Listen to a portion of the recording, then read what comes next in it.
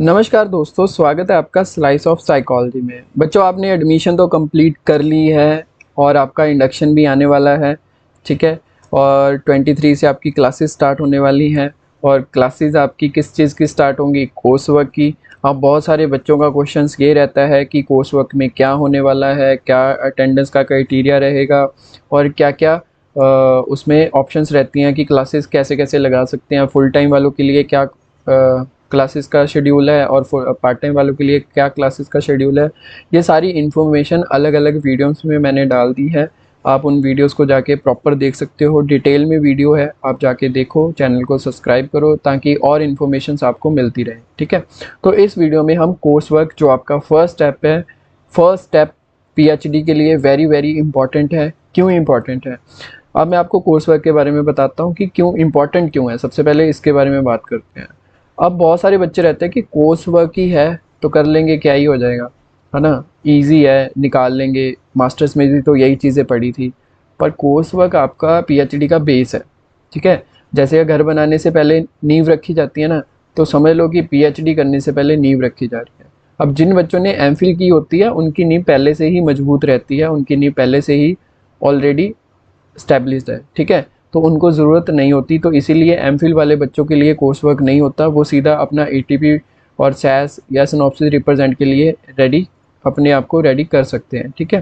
पर जिन बच्चों ने एमफिल नहीं की होती, सिर्फ मास्टर्स की होती है, उनके लिए ये एक बेस का काम करती है। तो वेरी वेरी इंपॉर्टेंट है कोर्स वर्क। आपका फर्स्ट स्टेज है जहाँ पे आपको सिखाया जाएगा कि पीएचडी में होता क्या है। बहुत सारे बच्चे होते हैं कि क्या होगा, कैसे होगा, क्या करेंगे, कौन सा सब्जेक्ट पढ़ेंगे, स्टैट्स कहाँ पे यूज़ होगा, क्या क्या चीज़ें चलेंगी, कैसे नहीं होगा, गाइड क्या हेल्प करेगा, क्या नहीं करेगा। तो 6 मंथ तक आपका जो फर्स्ट सेमेस्टर है, ठीक है, तो उसमें यही चीज़ें सिखाई जाती हैं। आपको ऐसे सब्जेक्ट पढ़ाए जाएंगे जो रिसर्च के रिकॉर्ड रिलेटेड होंगे, पब्लिकेशन के बारे में बताया जाएगा, स्कोपस के बारे में बताया जाएगा, कौन सा पब्लिकेशन, कौन सा जर्नल, हर एक चीज़ के बारे में आपको लाइव दिखाया जाता है, बल्कि वेबसाइट ओपन करके आपको प्रोजेक्टर पे दिखाया जाता है। तो कोर्स वर्क आपके लिए वेरी वेरी इंपॉर्टेंट और मोस्ट, कह सकते हो कि इंफॉर्मेटिव रहता है, ठीक है। तो आपने कोर्स वर्क को ऐसा नहीं करना कि आपने स्किप कर देना है या क्लासेस आपने अच्छे से नहीं लगाई, ठीक है। जैसे वो हमारे टाइम पे ऐसा होता था कि हमें बताया जाता था कि अगर आपने +1 और +2 में नॉन मेडिकल रखी है तो आप अगर एक दिन क्लास में नहीं आओगे तो आपको आगे वाला समझ नहीं आएगा। तो सेम चीज़ यहाँ पे भी है, अगर आपने कोई भी क्लास मिस की तो आपको आगे वाला समझ नहीं आएगा, आपको लगेगा कि क्या ही करवा रहे हैं, समझ बिल्कुल भी नहीं आ रहा। तो इसीलिए कोई भी क्लास स्किप मत करना, ठीक है। तो चलिए इस वीडियो में बात करते हैं कि कोर्स वर्क में क्या होने वाला है, ठीक है। जो पीएचडी का कोर्स वर्क होता है फर्स्ट स्टेप होता है और ये मैंडेटरी रहता है ऑल पीएचडी स्टूडेंट्स के लिए, सिर्फ आपके एमफिल वाले बच्चों के लिए मैंडेटरी नहीं रहता, बाकी सारे पीएचडी बच्चों के लिए मैंडेटरी रहता है, ठीक है। मिनिमम जो इसके क्रेडिट रहते हैं वो नॉन एग्रीकल्चर प्रोग्राम्स वालों, जिन्होंने एग्रीकल्चर नहीं लिया होता, ठीक है, उनके 14 क्रेडिट्स रहते हैं और जो एग्रीकल्चर प्रोग्राम वाले बच्चे होते हैं उनके 30 क्रेडिट्स रहते हैं, ठीक है। 2 सेमेस्टर का चलता है एग्रीकल्चर वालों के लिए और नॉन एग्रीकल्चर वालों के लिए 1 सेमेस्टर का ही रहता है। यहाँ पे 1 to 2 लिखा हुआ है पर 1 सेमेस्टर का रहता है। अगर आप फेल हो जाओगे तो दूसरा भी ज़रूर करना ही पड़ेगा, ठीक है। तो यहाँ पे क्या है कि आपका 1 सेमेस्टर का रहेगा, तो अच्छे से पढ़ाई करना, अच्छे से अटेंडेंस क्राइटेरिया के ऊपर भी ऑलरेडी मैंने वीडियो डाल दिया है, तो वो जाके देखना, क्योंकि अटेंडेंस नहीं होगी तो एग्ज़ाम ही कैसे दोगे, ठीक है। तो वो सारी चीज़ें ध्यान रखना। अब must completed the started off PhD, attendance minimum 75% होनी चाहिए। डिटेल वीडियो ऑलरेडी है चैनल पे, तो आप जाके उसको देख सकते हो, ठीक है। नॉन एग्रीकल्चर की बात करते हैं तो 4 कोर कोर्सेज रहते हैं जिसमें ये चीज़ें पढ़ाई जाती हैं। कौन कौन से कोर्सेज रहते हैं नॉन एग्रीकल्चर, मतलब आप अगर एग्रीकल्चर बैकग्राउंड से नहीं हो, किसी भी सब्जेक्ट से हो, साइकोलॉजी, फ़िलासफ़ी, इंजीनियरिंग और बहुत सारे अदर डोमेन्स होती हैं, ठीक है। मैं साइकोलॉजी का हूँ तो मैं साइकोलॉजी को ही रिप्रेजेंट करूँगा, है ना। बाकी अगर आपका कोई भी सब्जेक्ट है तो सबके लिए क्लासेस सेम ही रहती हैं। इंजीनियर वालों के लिए या जो टेक्निकल बच्चे होते हैं, टेक्नोलॉजी वाले या नॉन मेडिकल मेडिकल वाले, उनकी क्लासेस अलग लगती हैं। और बाकी जितने भी बाकी आर्ट्स और कॉमर्स वाले हैं बच्चे हैं, उनकी क्लासेस सेम ही लगती हैं, ठीक है। तो आपके मेन को 4 कोर्स होते हैं, ठीक है। फर्स्ट जो आपका कोर्स रहता है वो रहता है रिसर्च एंड पब्लिकेशन एथिक्स। अब बहुत सारे बच्चों का क्वेश्चन होता है रिसर्च कैसे करेंगे, रिसर्च के बारे में तो पढ़ा ही नहीं, मैं तो एमए में सीरियस ही नहीं था, मैंने तो उसमें वहाँ पे कुछ किया ही नहीं, सिर्फ रट्टा लगाया था और मैं एग्ज़ाम दे आया था। बहुत सारे बच्चों को पता है पर प्रैक्टिकल नहीं पता, सिर्फ मुझे नॉलेज ही है पर प्रैक्टिकल कैसे करते हैं वो कौन सिखाएगा। तो यहाँ पे आपको रिसर्च के बारे में डिटेल में पढ़ाया जाता है, बल्कि प्रैक्टिकल दिखाया भी जाता है, कराया भी जाता है, सिखाया भी जाता है। ठीक है, तो रिसर्च एंड पब्लिकेशन एथिक्स। अब क्या पब्लिकेशन एथिक्स रहते हैं, बहुत सारे, जैसे आपने अगर मास्टर्स में डाइजेटेशन की होगी तो आपको बहुत सारे जर्नल्स मिले होंगे, पब्लिकेशंस मिले होंगे कि जहाँ पे आप अपना पेपर को पब्लिश कर सकते हो with in 1 month, 15 days, 10 days, कई तो बोलते हैं कि कल ही पब्लिश हो जाएगा 24 घंटे में, है ना। तो ऐसी चीज़ें होती हैं। तो कुछ उसके एथिक्स भी हो रहते हैं, कुछ जर्नल्स फेक भी रहते हैं, कुछ जर्नल्स अच्छे भी रहते हैं।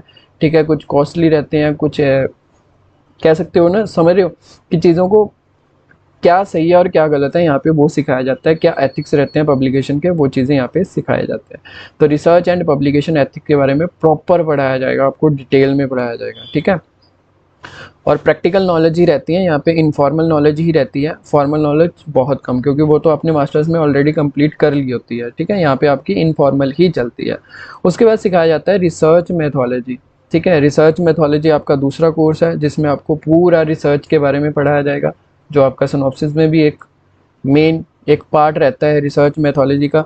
ठीक है, यहाँ पे वो पूरा आपको सिखाया जाएगा कि सैम्पलिंग टेक्निक्स क्या होती है, रिसर्च डिज़ाइन क्या रहेगा, वो सारी चीज़ें यहाँ पे, स्टैट्स क्या रहेगा, हर एक चीज़ के बारे में यहाँ पे सिखाया जाएगा, बल्कि प्रैक्टिकल करना भी सिखाया जाएगा। ठीक है, यहाँ पे सर थे हमारे जिन्होंने बहुत सारा स्टैट्स करवाया था, यहाँ पे बहुत ज़्यादा स्टैट्स करवाया था, क्वेश्चंस करवाने, रिसर्च के कुछ एग्जांपल्स देनी, वो सारी चीज़ें यहाँ पे करवाई जाती हैं, बल्कि आप अपने रिसर्च को लेके भी यहाँ पे आप ट्राई कर सकते हो। ठीक है, थर्ड नंबर पे academic writing and presentation skills सिखाई जाती हैं। अब बहुत सारे बच्चों को होता है कि मुझे करना आता है, मुझे पीएचडी के ऊपर रिसर्च करना आता है, मुझे हर एक चीज़ करनी आती है, पर मैं कहीं ना कहीं एकेडमिक राइटिंग में थोड़ा सा कमज़ोर हूँ, मुझे पता नहीं है कैसे लिखना है, क्या लिखना है, प्रेजेंटेशन स्किल्स क्या रहती हैं, क्योंकि ईटीपी 1, 2, 3 है ना, अगर 4, 5 करते हो तो आप पे डिपेंड करता है, तो वहाँ पे आपको प्रेजेंटेशन स्किल्स रहती हैं, प्री सबमिशन में भी प्रेजेंटेशन स्किल्स रहती हैं, फाइनल वाइवा से पहले भी प्रेजेंटेशन स्किल्स रहती हैं।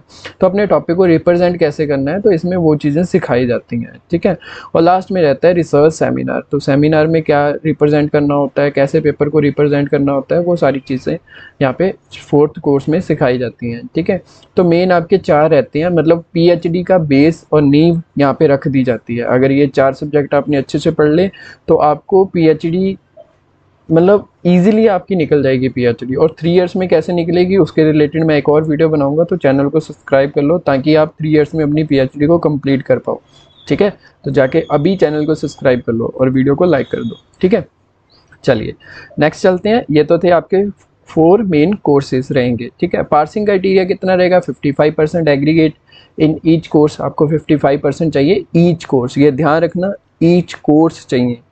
कई बच्चों को लगता है कि 55% ओवरऑल चाहिए, ओवरऑल नहीं, ईच कोर्स। मतलब अगर आप रिसर्च पब्लिकेशन एंड एथिक्स के बारे में पढ़ते हो तो उसमें आपको 55% सिर्फ एक कोर्स में चाहिए। ठीक है, 100 मार्क्स का एग्जाम रहता है, आपको 55 मार्क्स चाहिए होते हैं। ठीक है, मिनिमम 40% इन फाइनल एग्जाम। ठीक है, 40% इन फाइनल एग्जाम रहता है, कोई एंड टर्म वैसे नहीं होते, तो फाइनल एग्जाम ही रहते हैं आपके, सॉरी मिड टर्म नहीं होते, फाइनल एग्जाम ही रहते हैं। ठीक है, सीए वगैरह ज़रूर होते हैं, सीए मतलब क्लास असेसमेंट्स आपकी यहाँ पे होती हैं। ठीक है, वो सारी चीज़ें आपके मार्क्स जुड़ते हैं, उसकी वेटेज लगती है, तो ये ध्यान रखना है। ठीक है, आगे हम बात करें कि flexible courses, work options non agriculture बच्चों के लिए क्या क्या रहती हैं। ठीक है, वो इसके रिलेटेड मैंने वीडियो बना दी है, फिर भी मैं आपको थोड़ा सा यहाँ पे बता देता हूँ, डिटेल में वीडियो ऑलरेडी चैनल के ऊपर है, आप जाके देख सकते हो। ऑप्शन 1 आपका एवरी वीकेंड लगती हैं, जो Saturday 2 to 5 and Sunday 9 to 5 रहती है, रेगुलर रहती हैं। ठीक है, उसके बाद ऑप्शन 2 रहता है, ऑप्शन 2 रहता है हमारे पास 4 डेज इन अ मंथ, मतलब थर्ड वीक आपकी क्लासेस रहती हैं, जो थर्सडे से लेके संडे तक चलती हैं, 9 to 7 रेगुलर, 9 to 7 रहती हैं, 9 to 5 नहीं रहती। ऑप्शन 3 में 15 डेज लगातार क्लासेस चलती रहती हैं, जो आपकी मई से जून के बीच में और नवंबर से दिसंबर के बीच में एग्जाम से बिल्कुल पहले चलेंगी। और पार्ट टाइम ओनली, ये पार्ट टाइम वाले बच्चों के लिए रहता है, फुल टाइम बच्चों के लिए नहीं रहता। इसके भी क्लासेस 9 to 7 पर कंटिन्यूटी 15 दिन तक क्लासेस चलती हैं इसकी। ठीक है, तो ये याद रखना है। ठीक है, तो उस अकॉर्डिंग ही आपकी ये कोर्स वर्क की चीज़ें रहती हैं। तो कोर्स वर्क के रिगार्डिंग ये पूरी इन्फॉर्मेशन दे रहा हूँ मैं आपको, ठीक है। Important notes on non agriculture course work. अब उनके लिए क्या है कि course work will start only if student choose that option, ठीक है। कोर्स वर्क स्टार्ट तभी होगा जब आपने ऑप्शन चूज़ की होगी, ठीक है। और उसके बाद induction programme is held before class started, ठीक है। इंडक्शन पहले होगा, फिर आपकी क्लासेस शुरू होंगी। जैसे मैं अभी बता रहा हूँ कि आपका जो 21, 22 में आपका इंडक्शन होने वाला है, 20, 21, 22, और उसके बाद आपकी 23 से क्लासेस स्टार्ट होने वाली हैं। All option offer to the same total content, ठीक है। कोर्स वर्क एग्जाम उनके लिए नहीं है जिन्होंने एमफिल की हुई है रेगुलर मोड में और 55% मार्क्स आए हुए हैं, ठीक है। ये चीज़ें आप ध्यान रखना, मैंने आपको बता दिया है। अब एग्रीकल्चर बच्चों के लिए जो कोर्स वर्क रहता है वो 2 एकेडमिक टर्म्स रहती हैं, मींस 2 सेमेस्टर्स रहते हैं, क्रेडिट उनके 30 रहते हैं, मिनिमम सीजीपी उनकी 6.5 चाहिए होती है, और ऊपर वाले बच्चों के लिए 6 सीजीपी मिनिमम आपको चाहिए, और एग्रीकल्चर के लिए 6.5 आपको चाहिए, ठीक है। टाइमिंग जो रहती है वो रेगुलर वीकेंड सेम ही रहती है, ठीक है। जो मैंने आपको ऊपर बताया वो इनके लिए भी सेम ही रहती है, ठीक है। ये थी आपकी इन्फॉर्मेशन कोर्स वर्क के रिगार्डिंग। तो कोर्स वर्क अच्छे से पढ़ाई करो, अच्छे से उनके बारे में सीखो, क्योंकि अगर आपने कोर्स वर्क अच्छे से किया होगा तो आपको पीएचडी में कहीं पे भी कोई दिक्कत नहीं आएगी। बाकी आपका गाइड आपकी हेल्प करता है, एलपीयू में बहुत अच्छे अच्छे गाइड है, बहुत आपकी सपोर्टिव रहते हैं, ठीक है। सिखाया जाता है। एलपीयू में बहुत सारे और भी डिपार्टमेंट्स हैं जो रिसर्च के डिपार्टमेंट्स हैं जो आपकी हेल्प करते हैं, चाहे आप उस डिपार्टमेंट के हो या ना हो, ठीक है। तो ये चीज़ें ध्यान रखना कि ये सारी इन्फॉर्मेशन जो आपको कोर्स वर्क में बताई जाएगी, सिखाई जाएगी, तो स्किप मत करना। अपना जो भी ट्रैवलिंग का शेड्यूल वगैरह है उस हिसाब से अपना बुक करके रखो, ताकि आप इजीली हर एक क्लास को अटेंड कर पाओ, कोई भी क्लास मिस ना कर पाओ। अगर इसके रिगार्डिंग और भी आपको इन्फॉर्मेशन चाहिए तो आप मुझे इंस्टाग्राम पे मैसेज कर सकते हो। अगर मुझे मेरा कॉन्टैक्ट नंबर चाहिए, ठीक है, क्योंकि मैं एलपीयू में ही वर्क करता हूँ, अगर मेरा कॉन्टैक्ट नंबर चाहिए तो आप इंस्टाग्राम पे मैसेज करके मेरा कॉन्टैक्ट नंबर ले सकते हो और मुझसे बात कर सकते हो। पीएचडी की कोई भी गाइडेंस के रिगार्डिंग मैं आपको कोई भी क्वेरी के रिगार्डिंग मैं आपको गाइडेंस प्रोवाइड कर दूंगा, ठीक है। ये था कोर्स वर्क के रिगार्डिंग। नेक्स्ट वीडियो में हम नेक्स्ट टॉपिक के ऊपर बात करेंगे, तो तब तक चैनल को सब्सक्राइब कर दो और बेल आइकन को भी प्रेस कर दो, ताकि आपको कोई भी न्यू वीडियो हो तो आप तक सबसे पहले पहुंच जाए और आप उस इन्फॉर्मेशन को अपने करियर में, अपनी पीएचडी में यूज़ कर पाओ, ठीक है। और कोशिश करेंगे कि नेक्स्ट वीडियो आपकी इस पे बनाएंगे कि कैसे आप अपनी 3 इयर्स में अपनी पीएचडी को कंप्लीट कर लो, ठीक है। बहुत सारे बच्चे करते हैं, मतलब 80% बच्चे 3 इयर्स में अपनी पीएचडी कंप्लीट कर लेते हैं, ठीक है। मैं भी उन्हीं बच्चों में आ रहा हूँ, हो जाएगी कंप्लीट, ठीक है।